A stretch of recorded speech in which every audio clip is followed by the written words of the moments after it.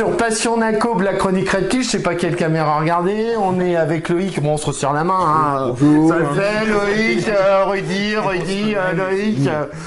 Rudy. De retour encore. Non, t'es encore bien embêté. On a campé devant, donc on a fait une manifestation.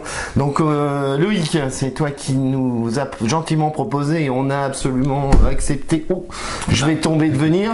Donc tu nous proposes quoi aujourd'hui? Bah alors aujourd'hui je propose d'accoupler des Pnerinochilus murinus. Je baragouine tant que ça? Non, c'est moi qui ai du mal à prononcer les choses. Tu veux te rapprocher un peu? Parce que si tu veux, voilà. Parce que voilà. Non, parce que voilà, Loïc nous disait qu'il se sentait un peu petit par rapport à nous, voilà. Donc on va parler un peu de sexualité aujourd'hui, c'est ça? Nous allons faire un petit film réservé aux plus de 18. Plus de 18 ans, ouais. De Theraphosidae Pnerinochilus murinus. Qui est une mygale. Nous, on va dire mygale, nous. Oui, une mygale. Hein, ouais. C'est quoi le nom de la mygale? Et bah, Pnerinochilus. Exactement. Ah, attends, on a le nom là-bas. Donc, Pnerinochilus murinus. Ça vient pas du Kenya? Ça vient du Kenya, effectivement. C'est la RCF en Et plus. comme un con, j'allais dire, mais t'es balèze. Mais c'est noté en dessous. Voilà, comme un con, 10 centimes. Allez, c'est fait. Là, ça c'est fait. Tu voulais nous parler, tu nous avais parlé de ça, je crois, dans la dernière émission vidéo. La Bible, apparemment. C'est le livre qui vient de sortir, Mygale du Monde, de François Tessier, aux éditions NAP, qui est très bien pour les amateurs qui veulent en savoir beaucoup plus, limite scientifique, on apprend vraiment tout dessus, qui est une top. Qui est le top ebook qui coûte 80 € maintenant, mais je conseille de l'acheter pour celui qui veut vraiment savoir plus. D'accord. Pas mal. Ok, c'est toutes les mygales qui sont recensées.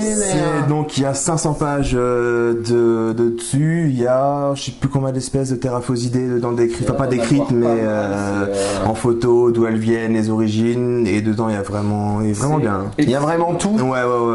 Les pédipalpes, la venimologie, la taxonomie, il y a vraiment tout, il est vraiment complet. Tout pour préparer le CDC, tout pour après maintenir correctement. On peut prendre ce bouquin-là pour faire le CDC, il n'y a pas de souci. D'accord. Pour rédiger son nom. Donc la Pnerinochilus murinus du Kenya, ça se maintient humide, sec? Alors, Kenya. c'est assez sec.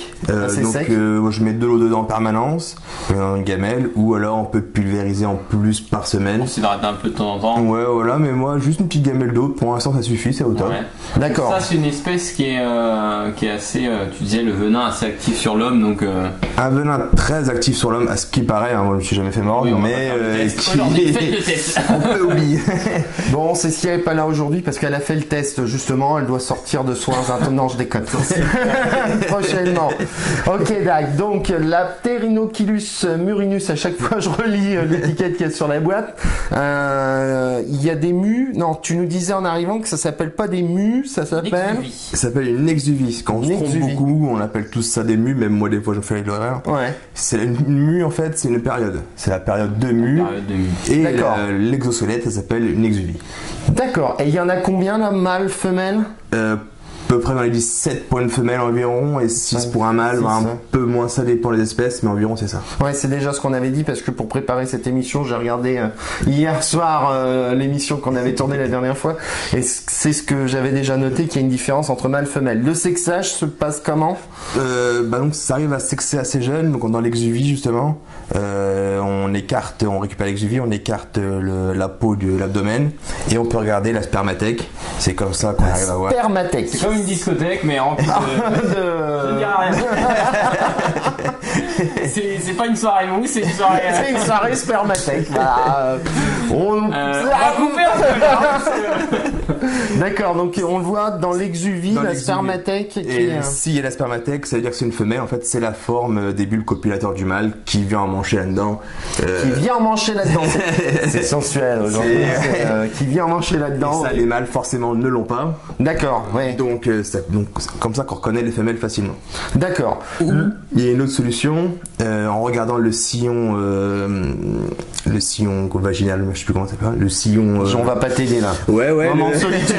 Moment de solitude pour le hic. Bah, faut regarder leur sillon. Le sillon, voilà, le sillon. Et si on voit que ça fait boursoufler comme une. Ça fait boursoufler, on va dire. C'est que c'est une femelle. C'est une femelle. C'est une femelle, sinon par différence, c'est un mâle. Ok, donc on va. Loïc va tenir le journal du hard. On va lui faire une rubrique. La rubrique qui était branchée, rubrique de ce côté-là. Après la rubrique législation, le journal de. Le journal de Loïc. Donc au niveau reproduction, tu les mets ensemble, bien évidemment. Hein. Il n'y a pas de fécondation in vitro encore sur ce type d'araignée. Et puis le mâle se fait bouffer par la femelle. Il y a quoi? C'est une espèce qui accepte bien le mâle. D'accord. Comme la plupart des africaines, c'est assez agressif, mais qui accepte bien le mâle. On précise qu'on parle de migale africaine. Ah, ça c'est où?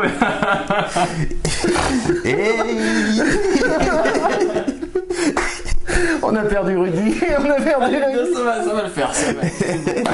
Et donc oui, il n'y a pas de. Donc non, justement, ça s'accepte très bien et la femelle peut s'accoupler de bonne heure. Donc là, elle fait 3 cm. Celle-là, elle est née donc il y a 1 an et normalement, faut attendre, on va dire qu'elle soit vraiment adulte. Donc comme la plupart, c'est on va dire leur taille adulte. Hein. Donc celle-là fait 5-6 cm adulte, mais on peut l'accoupler à 3 cm. Il y en a qui le font. D'accord. On va essayer. Est-ce qu'il y a des risques, je sais pas si tu sais, mais est-ce qu'il y a des risques comme par exemple tu vois les serpents, si tu les fais trop tôt au niveau du poids, ils peuvent mourir ou pas?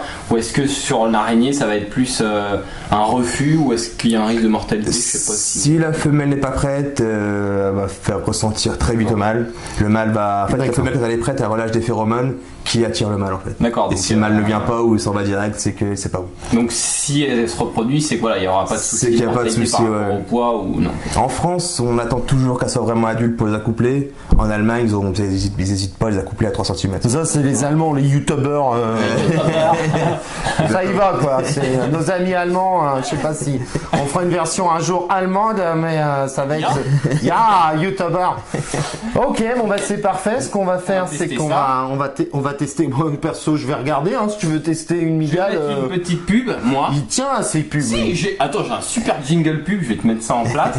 Et le temps que lui prépare ça, on va changer d'angle et on est reparti. Et ben voilà, c'est lui qui commande. Pub, voilà. Pub.